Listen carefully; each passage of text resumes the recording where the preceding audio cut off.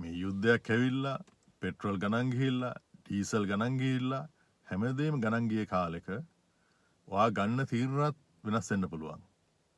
ඔයා යන ඩිරෙක්ෂන් එක වෙනස් වෙන්න පුළුවන්.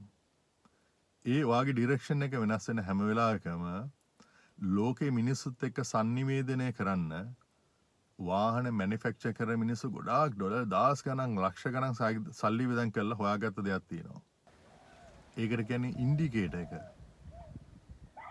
මෙන්න මෙතන තියෙන්නේ මේ ස්ට්‍රීම් වීල් එකට සෙන්ටිමීටර 4-5ක් විතර දුරින් තියෙන්නේ.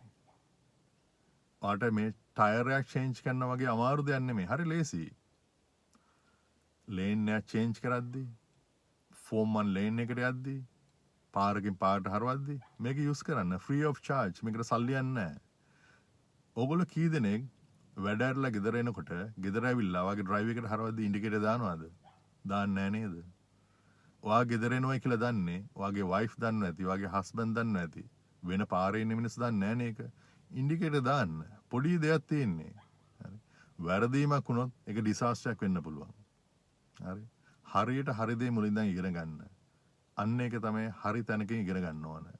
මම චමිත lessons to drive driving school එකෙන් වික්‍රෝඩ් එකේ හිටපු ටෙස්ට් කෙනෙක්, ටෙස්ට් 1800ක් විතර කරපු කෙනෙක් සහ වික්‍රෝඩ් එකේ ඉද්දි ටෙස්ටර්ස්ලවත් පුරුදු කරපු කෙනෙක් විදිහට මම දන්නවා හරියට හරි දේ ඉගෙන ගන්න එකේ වැදගත්කම.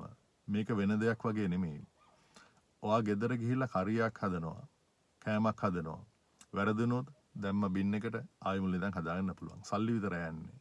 හැබැයි මේක මේ ඩ්‍රයිව් කරන්න ගිහලා ඔයා වැරදින වැරදීම් සල්ලි වලින් ඔයාගේ තනතුරු වලින් හදාගන්න බැරි දෙයක් වෙන්න පුළුවන්.